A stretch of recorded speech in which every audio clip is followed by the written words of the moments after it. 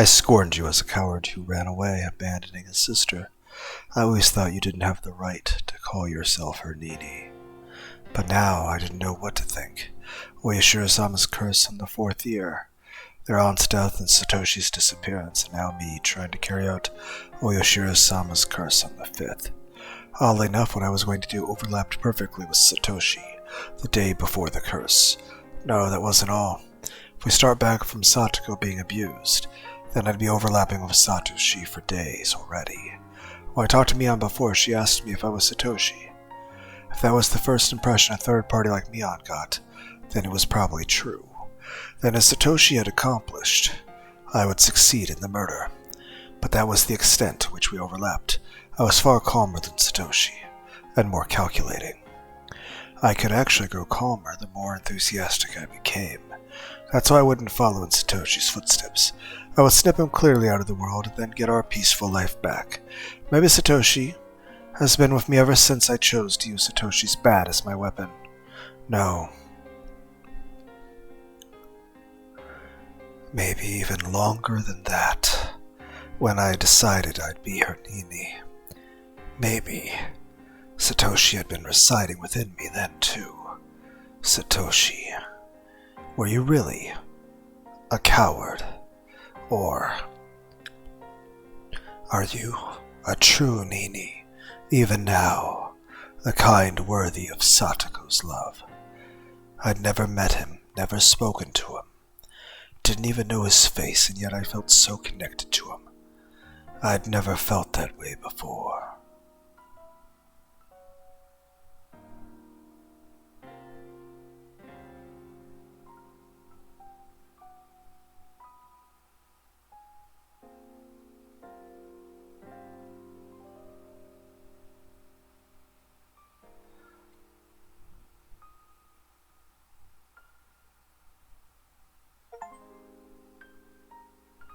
Made your choice without looking back. Possessed. For the attention of those on the housewife slaughter incident case. July. Okanomiya Police Station 1st Investigative Division. Chief Tatsukazugi. Prefecture Police Headquarters for the Eradication of Drug-Related Crime, Shishibone Branch Head. Regarding incident designated an undercover investigation. This message is to inform you that a section of the testimony records of an incident under this police headquarters jurisdiction has been found out that is thought to be related to the undercover investigation of the incident in question, Hinamizawa Village housewife slaughter incident. During investigation of suspect who was arrested for possession of illegal drugs, there was a testimony related to the crime in question, and as part of it we learned that the criminal had information only he could have known. Therefore, this record of testimony will be provided to you. If this testimony is to be believed, then there is an extremely high chance that the suspect was the culprit behind the incident in question. In addition, the head investigator in the case received this report and inquired as to the incident with the Okanomiya Police Station. But the responsible party at Okanomiya Station, who responded to the designated undercover investigation, announced by the Prefectural Police's General Director on July 1st, 1982, Osamu Fusakane, B1 through 12, misunderstood, and did not explain the incident's existence to the head investigator on the case properly. Because of this, the case's head investigator was not aware of the importance of the testimony as it related to the case in question, and as a result was negligent when combing the scene. We apologize for having left it in the dark until now. In addition, there is a postscript stating that the suspect died while in confinement yesterday.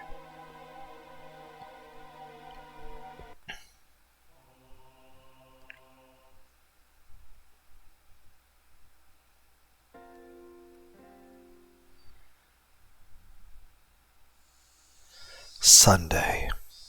The fireworks I heard before noon were probably to announce the opening of the festival. and the weather certainly wasn't festival weather. It was cloudy. The television forecast was calling for possible downpours, starting this evening and lasting until around midnight. But as long as it wasn't raining at the moment, the festival would go on. The festival had to open, or it wouldn't begin. The Furude shrine grounds were probably decorated beautifully for the big performance that only happened once a year. Many paper lanterns were hung up, all in the auspicious colors of red and white. The sound of electric motors at the stalls, the voices of kids running around, their happy families watching them smiling. Today was the festival of Tatarigoroshi. Was everyone already partaking in the festivities? What about Satoko? Had she forgotten her days of suffering just for a few moments, while smiling that brilliant smile she hadn't in so long? This would probably be the longest day of my life. It would be a day I would remember vividly for as long as I lived. I told my parents I'd go to the festival this evening, and lounged about during the early afternoon. We may have lived under the same roof, but they couldn't help being surprised by the deviation from how I usually spent my time. Glancing at my parents out of the corner of my eye, I went to the front door. I tied my shoes just a little tighter than normal, as if to express the firmness of my resolve in those knots. When I decided to murder Satoko's uncle, I was in such a state of excitement I almost went crazy. And when I was planning out the act of murder, which went directly against all the morals fostered in me thus far, I was in such a state of calm, I almost thought I had lost my emotions. And then yesterday, when I learned Satoshi had made exactly the same phone call as me, I didn't know how to describe the muddled feelings I had then. And now entering today, where I know I lacked all the emotions I'd possessed until now. To make a simple analogy, it was the kind of feeling you might get right after you wake up when you're still half asleep, and you don't feel anything very clearly. I had no anger towards that man for the violence he'd committed against Satoko, nor did I feel sadness towards or sympathize with her. I felt no discontent toward my friends, who had just waited and watched, never reaching out to her for any help, and no nervousness or fear towards the day that had finally come. Yes, right now you could say I was in the best possible condition for carrying out a murder. When it came down to it, I would probably need to let my violent emotions take control, but right up until that moment, I would be like an insect.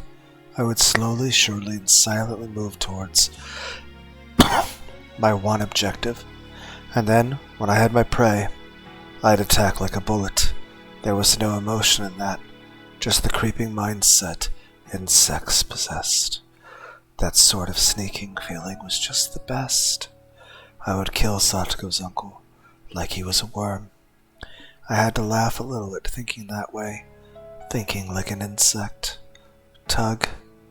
I tightened my laces one more time, and walked out the door. I brought the shovel out of the front storeroom. I would need it to dig the man's grave. The shovel was a convenient one made for camping. If I twisted it like so and split it in three, I could easily hide it in my bag. I twisted the shovel and dismantled it. And even though I'd done it countless times before, I had trouble for some reason. Like I was suddenly clumsy now. I knew why. It wasn't because I was nervous. My weak-willed self deep within me was hesitant. I knew the act of dismantling the shovel was the first step I'd take to becoming a murderer. The last twist was conspicuously difficult, but it finally submitted before the strength of my determination. The area around Satoko's house was outside my circle of activity, but even just riding my bike in the middle of the day like this might seem suspicious to an observant person. I definitely want to avoid meeting and talking to someone I knew. With that in mind, I chose the route to my destination carefully. I didn't mind going the long way around. With how long this day would be, I could never be too careful after all. Still, I was fortunate enough not to run across anybody on the way to the planned site of the crime. I wasn't superstitious at this point, but it was a good omen. The place I would dig the hole was in this grove, a little further into the woods. I was worried I might not make it to the same place as before, since there were no signs to guide me, but I arrived there smoothly and as expected. I took another look around. Not even a hint of human presence. The air was a little bit damp, but it was comfortable in the cool shade of the trees. I took the disassembled shovel out of my bag and began skillfully putting it together. Then I stuck the tip of the shovel into a soft-looking patch of ground and pushed on it with my foot. The shovel would split into the earth if I put some strength into that foot. The act of doing so seemed awfully like the point of no return, and it made me hesitate. I was just digging a hole with a shovel, but it made me gulp so hard. Calm down, Keiichi Mabura. Let's do a countdown. Get it done on the count of 3, okay? Alright. 1, 2. I couldn't do it on the countdown, despite it just being sticking the shovel into the ground, and I had to count down 5 or 6 times. Damn it. I'm just digging a hole. This is pathetic. As I thought, I put my strength into my heel like I was stepping on something unpleasant, and split came the sharp noise. Whew. Whew. It was only soft at the beginning. Roots and stones quickly got in my way, informing me just how hard it was to dig a hole big enough for a person. No decent person would ever come here anyway. Maybe it would be enough to just cover him up with some dirt. Every time a naive thought like that crept into my mind, I bit down on it with my teeth and dug even harder. I've dug enough now. I could hide him like this. Every time I thought that, I would go down into the hole, grow disappointed how shallow it was, and return to digging. The thin layer of sweat on my brow eventually formed into drops and fell to the ground. My back was in even worse shape. My damp shirt adhered to my skin, and it felt so disgusting. The things I couldn't stand the most were the mosquitoes. Maybe they were attracted by the scent of my sweat. The white and black striped mosquitoes would cling to me whenever I let my guard down. It was hot. It was disgusting. I was sticky. I was itchy. All those uncomfortable feelings surged through me in waves. Damn it all. So what? Are you telling me to pack up and go home? Is that it? I hadn't yelled at anyone. It was me talking to myself, me telling myself something. Why was I feeling this way and digging a hole all the way out here? What benefit would digging this hole give me? What harm would there be in not digging this hole at all? Wait, in the first place, who ordered me to dig? When I thought it over, maybe ever since grade school and before that, my whole life had only been me doing what other people told me to do. I didn't mean it was somehow constrained, living a life just based on the commands of others. And I didn't mean I was too lazy to try and find my own road in life. Metaphorically speaking, yes, it was like a road. I'd never been particularly physically fit. I didn't hit puberty very early, and if all my classmates and I got in a line, I'd usually be on the shorter end. My scores in jump rope competitions and marathons were the very picture of average, and it wasn't like the captains of the dodgeball team would have a passionate rock, paper, scissors contest to see which would get me. During those kindergarten and grade school years, it felt like someone was only worth how fast they grew and how fit they were. Looking back on it now, it was really uncomfortable for me. The thing that turned all that around was just a few words from my mother. Keiichi, would you like to go to a cram school? You'll better grasp what you're learning in school, and it will be more fun. The very first test I took at cram school was kind of like a game. It was a lot of fun. It wasn't like the tests with the same exact problem dozens of times in a row. Every question had a picture to it, almost like one of those puzzle books that came with the manga magazines. If my studies at school had been like this, it would have been way more fun. Several days later, I went to the cram school again with my mother and the enrollment paperwork. Mom and the person at the cram school had a really long, heated discussion, so I accidentally dozed off and missed most of what they said, but I clearly remember one point. Mom had made a loud groan, surprised at something. By 61, do you mean his average score was 61 points? No, not at all, Miss Mabara. The mean deviation of our cram school all across the county is 61. He's showing rare numbers, even if this was just a simplified intelligence examination. First, I would like to say that Keiichi Mabara-kun is extremely bright. Keiichi? But he doesn't have very good grades at school. He has average marks on his report cards, B's, C's, D's. Is there some kind of mistake? We gave him the Kreplin test as well, and we learned some very interesting things as a result. Mabara-kun is extremely weak when faced with questions that don't have any meaning. He just has no interest in simple, dull questions that don't have to do with everyday life. So even if he doesn't know what 2 plus 3 is, if you told him he had 2 apples and then got 3 more, he would understand that sort of question? That's right. For example, instead of telling him to draw a flattened, foldable cube, what if we asked him what a die would look like when cut open? If we did that, he can answer beautifully. Then the person from the cram school showed her a page from one of the exams I took. It was a paper with questions about construction. Construction questions were unusual, so they were really cool, weren't they? In this question, it asked to draw an unfolded regular icosahedron, a shape with 20 faces.